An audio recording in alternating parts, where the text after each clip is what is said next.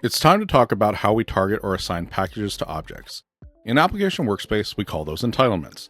An entitlement can be a user, a device, a user collection, a device collection, and with contexts, it becomes even more powerful.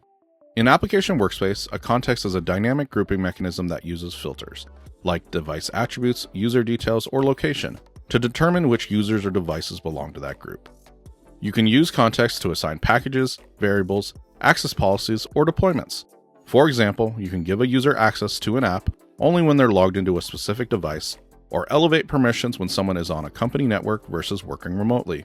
In short, contexts help you target the right people and machines at the right time, without manual effort. Let's dive into how this works in our Application Workspace environment. We'll start with a simple entitlement, no context involved. From the Manage section, I'll head to Packages and locate one we pulled in earlier. Let's assign our Acrobat Reader package. Remember, Adobe deploys Reader using a base install and then an update via an MSP file. That logic needs to be mirrored in our entitlements to ensure successful deployment. I'll open the base package for Acrobat Reader and click on Entitlements. It's best practice to have a dedicated test account and machine to avoid affecting production during testing. You can also include any application owners in this test group if it applies. We can search for an identity by typing directly into the field or using the ellipsis to search. I'll use my test account here and I'll place it in the test stage. Now, let's explore publishing options. Hidden, no icon appears, great for scripts or background actions.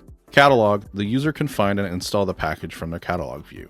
Workspace, the app shows up directly in the workspace and can be removed by the user, which does not uninstall the application, it only moves it out of their workspace back into their catalog. Forced, appears in the workspace and cannot be removed, ideal for mandatory installs.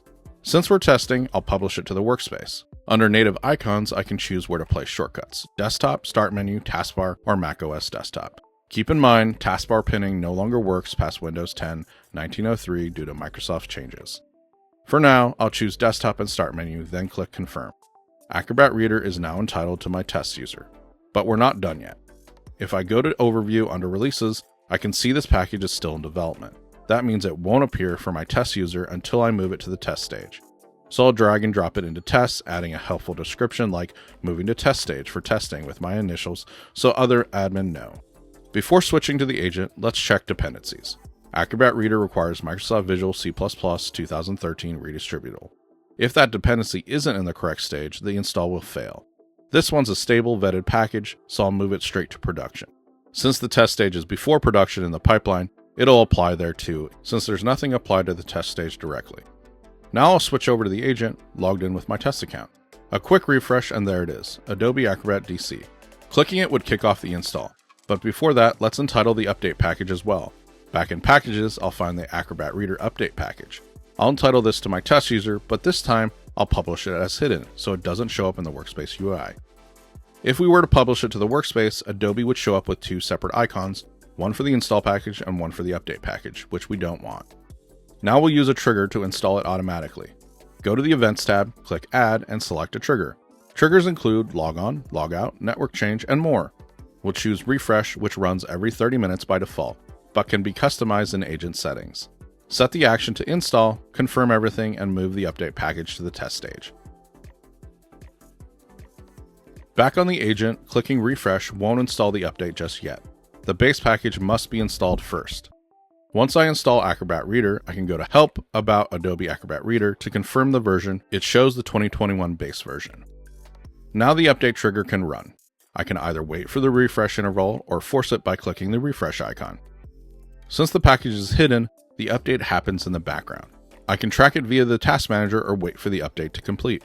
Once it does, relaunching the application confirms we're on the latest version. You can also entitle packages to devices. Let's look at the snipping tool package we brought in earlier. Under Entitlements, I'll search for a device that has the agent installed. While you can entitle packages to devices, keep in mind to get full smart icon functionality, it's best to entitle to users or contexts. Still, I'll select my test machine and choose Forced as the publishing method. A refresh on the agent shows the snipping tool is now available. Now, let's take a brief look at contexts. We'll dive deeper into them in a later course, but for now, let's understand how they work. From Manage Contexts, we can create one either by filter or script. For this course, we'll stick to filter types. Click Next, name it something like Test Devices, then hit Confirm. Inside the context, go to Filters, Create Filter Set, Create filter.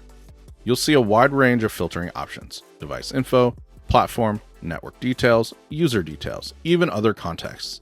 This makes context extremely versatile. For example, you can group users by department based on AD or Entra ID attributes. So instead of relying solely on static AD groups, you can dynamically include all users in, say, the QA department. For this context, I'll filter for devices whose name contains test, and users whose department is QA.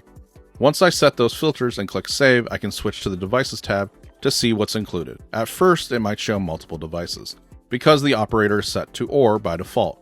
I'll go back, change it to and save again. Now only one device is included. Let's go back to Packages and entitle something to this context. When using context-based entitlements, you'll notice that native icon options and catalog publishing are available again. These were not available when assigning to devices directly.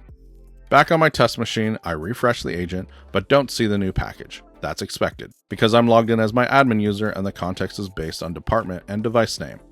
When I log into Application Workspace via a browser as my test user, the new package appears. That's the power of contexts. They allow for granular dynamic targeting. One more note, context can also be used to control Application Workspace settings like adjusting agent appearance, portal layout, user or login settings. For example, you can apply a different theme or logo for kiosk device or departmental users. And that wraps up our tour of entitlements and contexts in Application Workspace. Up next, we'll look at how to use deployments to preload sets of packages, perfect for imaging new devices or rolling out the Application Workspace agent for the first time.